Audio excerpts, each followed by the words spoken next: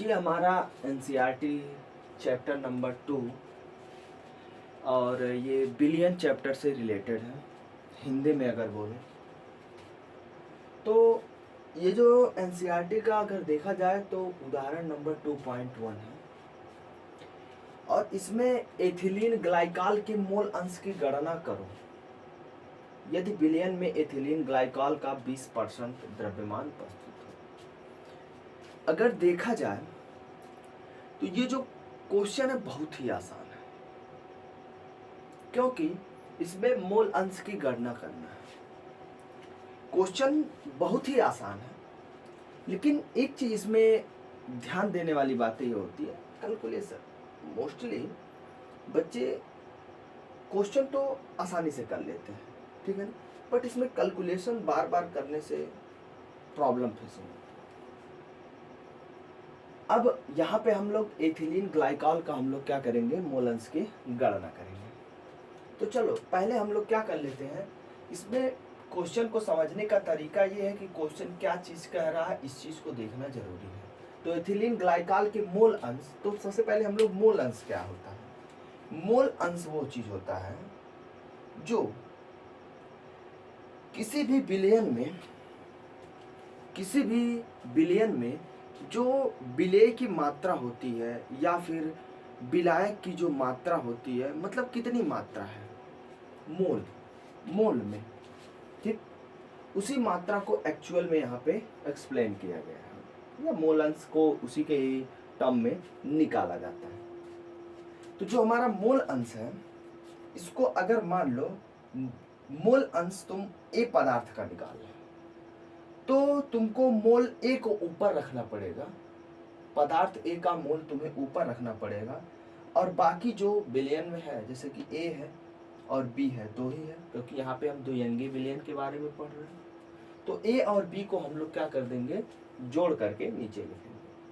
तो अब बात आई मोल को कैसे निकाला जाए, ठीक। तो मोल का हम लोग फार्मूला जानते हैं, पदार्थ का द्रव्यमान बटे मोलर, पदार्थ का मोलर द्रव्यमान, ये हमारा होता है। तो हमने सोचा पदार्थ का द्रव्यमान, तो हमने कहा अच्छा पदार्थ का द्रव्यमान, या फिर हम लोग बोल सकते हैं विलेय का द्रव्यमान या फिर विलायक का द्रव्यमान, ठीक है ना। तो जो जिस पदार्थ का हम लोग द्रव्यमान ले रहे हैं उसका हम लोग को मोलर द्रव्यमान भी लिखना पड़ता है। तो यहाँ पे बिलियन जो है, यहाँ पे अगर देखा जाए तो द्रव्यमान हमको प्रतिशतता में दिया है 20%। तो 20% है, तो हम यहाँ पे एक चीज कंसीडर कर लेते हैं कि ये टोटल बिलियन ही 100 ग्राम का, क्योंकि हमको वेट में रखना है। टोटल ये 100 ग्राम का है। जब ये टोटल 100 ग्राम का है, तो इसमें से अगर हम 20% अगर हम कह रहे हैं कि 20% का अगर हम लोग मतलब कहें, तो जैसे कि हम लोग जानते हैं प्रतिशत बराबर होता है, ठीक है ना। जैसे कि हम लोग नॉर्मली परसेंटेज से देख लेते हैं, तो जो हमारा परसेंटेज है, परसेंटेज निकालने के लिए हम लोग क्या करते हैं, प्राप्तांक बटे क्या करते हैं, जितना कुल जो मान है, जैसे कुल जो है, जैसे कि मान लो और इंटू क्या कर देते हैं 100, ठीक है ना। अब जैसे कि हम लोगों ने कोई भी नंबर पाया है, जैसे कि मान लो हम लोग पा गए हैं नंबर जैसे कि 600 में से, ठीक है ना,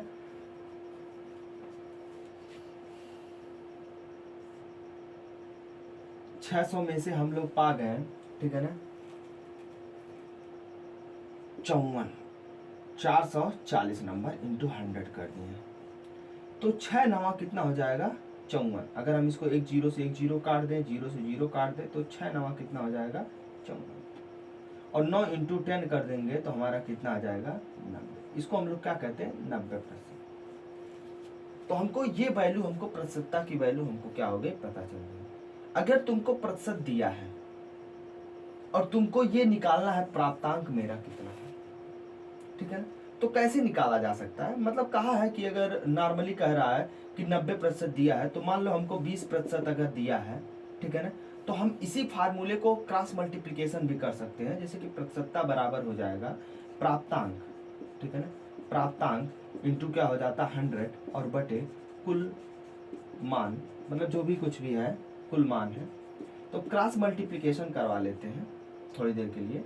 और क्रॉस मल्टीप्लिकेशन करवाएंगे तो ये वैल्यू यहाँ पे चली आएगी, मतलब ये इसके साथ गुणा हो जाएगी और ये यहाँ पे आ जाएगा। तो हमको यहाँ पे प्राप्तांक निकालना है, ठीक है ना, प्राप्तांक निकालना है, मतलब कि जो हमने पाया है उस चीज को हम लोग देखेंगे।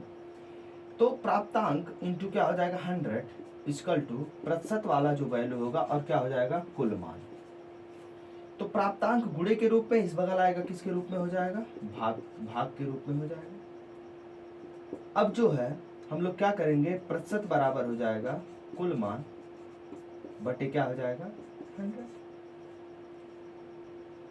तो हमने प्रतिशत कितना दिखा है 20 और कुल मान कितना मान लेते हैं 100 और बटे क्या कर देंगे 100, तो 100 से 100 कट जाएगा, मतलब हमको टोटल कितना मिल गया 20 ग्राम। इस तरीके से हम लोग क्या कर सकते हैं नॉर्मली परसेंटेज को। तो इसीलिए अगर हम किसी भी वैल्यू को मान लो 100 ग्राम लेते हैं, अगर 20% दिया है तो उसकी वैल्यू कितनी हो जाएगी 20 ग्राम मान सकते हैं। अगर ml में रखा है तो हम 100 ml मानेंगे तो उसका 20 ml होता। लीटर अगर 1000 kg मानते, मतलब 1000 kg मानते तो ये वैल्यू 20 kg होता। तो जैसे हम वैल्यू मानेंगे उसी के अनुसार हमारा ये मान होगा। तो हमने क्या किया कि ये जो हमने अगर विलेय को हमने 20 ग्राम माना तो सबसे बड़ी बात हो जाएगी विलायक हमारा क्या हो जाएगा 80 ग्राम। अरे विलेयन क्या होता है, विलेय और विलायक का मिश्रण होता है। विलेय और विलायक का क्या होता है मिश्रण होता है, सिंपल सा अगर देखा जाए तो हमने अगर यह मान रहे हैं कि ये ऐसा होता है तो हम लोगों ने मोल निकालना स्टार्ट कर दिया, क्योंकि हम लोग जानते हैं यहाँ पे हमको पदार्थ का द्रव्यमान हमको पता चल गया और पदार्थ का मोलर द्रव्यमान। तो पदार्थ का द्रव्यमान 20 ग्राम है और मोलर द्रव्यमान जो है मोल जो है ये देखो ग्राम होता है और ये ग्राम पर क्या होता है मोल होता है। और यहाँ पे अगर देखा जाएगा तो ग्राम से ग्राम कट जाता है, बचता है मोल, और वही वैल्यू हम लोग निकाल रहे हैं। तो इसको हल करेंगे तो हमको देखने के लिए मिलेगा Na बराबर इतना मोल हो जाता है। मतलब यहाँ पे हम ऐसे भी इसको लिखते हैं जैसे कि क्या यहाँ पे मात्रक बचेगा, क्या बचेगा, जो चीज़ें रहती हैं वो कट जाती हैं। जैसे कि यहाँ पे ये ग्राम है और ये ग्राम पर क्या है मोल है, तो ग्राम से ग्राम कट जाएगा क्योंकि अंश से अंश और हर से हर कट जाता है। तो यहाँ पे भी ये वैल्यू कितना आ जाएगा, हमको इतना मोल हमको देखने के लिए मिल सकता है। क्योंकि अब इसका भी वेट हमको पता चल गया 80 ग्राम। इसका मोलर द्रव्यमान वाटर का कितना होता है 18 H2O का। क्यों? क्योंकि ऑक्सीजन, एक ऑक्सीजन का मोलर द्रव्यमान 16 होता है और एक हाइड्रोजन का मोलर द्रव्यमान 1 होता है। तो 16 और एक हाइड्रोजन का अगर 1 होता है तो 2 हाइड्रोजन कितना हो जाएगा 2 ग्राम। तो अगर हम लोग बात करें तो 16 और प्लस 2 कितना हो जाएगा 18। तो इसीलिए टोटल हो जाता है 18 ग्राम। अब यहाँ पे अगर देखें तो इसका मोलर द्रव्यमान कैसे निकालेंगे, एक कार्बन का होता है 12 तो 2 कार्बन का कितना हो जाएगा 24, एक हाइड्रोजन का कितना होता है 1 तो 6 हाइड्रोजन का कितना हो जाएगा 6, एक ऑक्सीजन का होता है 16 तो 2 ऑक्सीजन का कितना हो जाएगा, सॉरी यहाँ पे थोड़ा सा मिस्टेक हो गया है, ये मोलर द्रव्यमान वाला रो ये रहना चाहिए एंड ठीक है ना।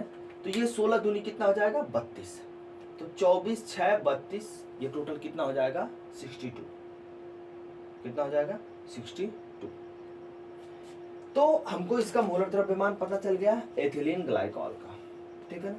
तो हमने क्या किया 20 ग्राम ये दिया है तो एथिलीन ग्लाइकॉल को हमने हल करके इसका Na की वैल्यू निकाल लिया और ये क्या हो गया H2O की जो है मोल हमने निकाल लिया। अब हमने क्या किया मोल अंश में, हमने क्या किया मोल अंश में Na बटे Na प्लस NB रखा और हमने देखा कि इसका मोल हमको मिल करके आ गया। मैंने इसको लगाया, यहाँ पे देखो ये वैल्यू, ठीक है ना। यहाँ पे हमने इन दोनों को पहले जोड़ दिया तो जोड़ने पे हमको कितना प्राप्त होगा इतना, तो हमने टोटल इतना लिख लिया। फिर इसको इसमें हमने भाग दे दिया, दिस इज द प्रोसेस, ठीक है ना। भाग यहाँ पे देख सकते हैं कैसे हुआ है भाग, ठीक है ना। पहले हमको वैल्यू सिर्फ इतना ही पता था, जैसे कि अगर हम लोग यहाँ पे देखें ध्यान से तो ये दशमलव है, यहाँ पे भी दशमलव है। ये जो दशमलव है ये देखो यहाँ पे भी दशमलव, यहाँ पे अगर हम यहाँ पे शिफ्ट कर रहे हैं तो इसको यहाँ पे, यहाँ पे तो यहाँ पे, यहाँ पे, तो मतलब हमने लास्ट में ले जाकर के इसको शिफ्ट कर दिया। हमने सोचा कैलकुलेशन के लिए हमको थोड़ा आसानी होती है। और नॉर्मल अगर संख्या है तो इसके आगे का जीरो का मान कुछ भी नहीं हम मोस्टली रखते हैं। तो हमने कहा चलो ठीक है। अब फिर हमने क्या किया, ये वैल्यू हमने लिखा, ठीक, ये वैल्यू हमारे पास ये नहीं था, तो हमने कहा ये संख्या 4 है, ये संख्या 3 है, भाग नहीं जा सकता। तो हमने कहा कि ऐसा चलो यहाँ पे दशमलव लगाते हैं और यहाँ पे हम लोग क्या कर देंगे, जीरो बढ़ा देंगे। ठीक, बिना दशमलव लगाए हम जीरो नहीं बढ़ा सकते। अगर हम एकाध बार भाग दिए होते, अगर एकाध बार अगर हम लोग भाग दिए होते तो बीच में जीरो बढ़ाते तो चलो ठीक है। ठीक, अब हमने क्या किया कि एक बार और जीरो यहाँ पे बढ़ाना, क्योंकि अभी मेरा काम नहीं चलेगा, ये संख्या छोटी है, तो एक जीरो और हम क्या करेंगे यहाँ पे बढ़ा देंगे। जब हमने एक जीरो बढ़ाया तो हम इसको भाग ले जाने की कोशिश किए तो ये 6 बार गया, 6 टाइम जाएगा, 6 टाइम। और ये 6 टाइम जाने के बाद इतना आया, फिर 7 टाइम गया, फिर 5 टाइम गया, ठीक है ना। तो ये हमारी मोस्टली आ गई। अब एक दशमलव लगाने के बाद 3 ही जीरो बढ़ाया जा सकता है। इसी तरह हम लोगों ने क्या किया, 3 जीरो ही सिर्फ हमने क्या किया, बढ़ाया। ठीक, अब हमको ये वैल्यू हमको पता चल गया, मतलब कि हमको मोल अंश ज्ञात हो गया किसका, ठीक है ना, एथिलीन ग्लाइकॉल का। अगर हमको एथिलीन ग्लाइकॉल का एक मोल अंश हमको ज्ञात हो गया तो हमारे पास एक शॉर्ट फार्मूला होता है, मोल अंश पदार्थ ए का और प्लस मोल अंश पदार्थ बी का इक्वल टू कितना होता है, 1। मतलब इन दोनों को ही अगर जोड़ा जाता है तो 1 आता है। तो अगर मोल अंश हमको ए का पता हो गया तो बी का मोल अंश हम निकाल सकते हैं, जो कि सभी लोग जानते हैं, नॉर्मल है ये, ठीक है ना। तो एक्स बी बराबर इतना है और ये इतना है। अगर आप देखना चाहते हैं कि इतना आंसर आया है तो मोल अंश बी का, यहाँ पे मोल हम लोग बी का रख देंगे और यहाँ पे एन और एन बी का हम लोग दोनों का मोल अंश जोड़ करके हम लोग भाग दे देंगे। जैसे हमने ये प्रोसेस किया है उसी तरह से ये भी हमारा निकल के आ जाएगा। यहाँ पे हम लोगों ने घटाने का प्रोसेस बताया है। 1 है तो 1 के आगे दशमलव और डबल जीरो हम रख सकते हैं। 10 में से 8 जाएगा 2, 10 में से यहाँ मतलब इसे उधार दे दिया तो यहाँ पे 9 बचेगा, 9 में से 2 जाएगा 3 हो जाएगा, मतलब कैरी आउट जो भी बोलो, उधार या कैरी आउट कुछ भी, ठीक है ना, हम लोगों ने बहुत पढ़ा है, ठीक है ना। ये हमारा पहला क्वेश्चन था।